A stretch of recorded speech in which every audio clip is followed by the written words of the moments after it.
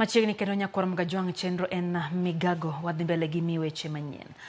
Od bura mar kaunti ma Nakuru nobedo gi twak mar miyo CM Seneta ma kaunti no Tabitha Karanja keroche kuom gino magiwacho ni seneta no osechayo od bura no.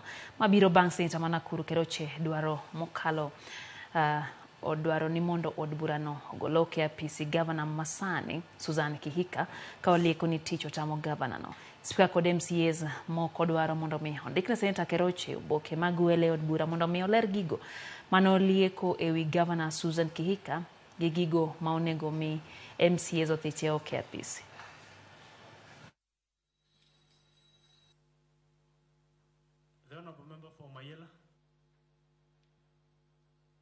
What our senator is doing is actually trying to make the county assembly of Nakuru ungovernable, to make it look bad.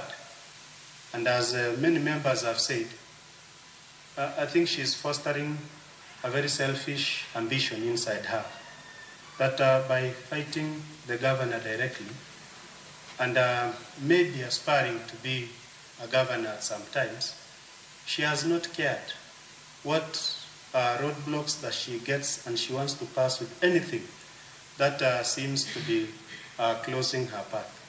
It is unfortunate, Mr. Speaker, and I will just urge the senator that she takes time to learn the roles of the Senate. Whereas we are being addressed in the media's houses, Mr. Speaker, by our senator on the same issue, Mr. Speaker. I know many people will ask why the assembly had the audacity to discuss this matter, whereas it is in the courts, Mr. Speaker. Everything in Nakuru, Mr. Speaker, has been politicized, Mr. Speaker.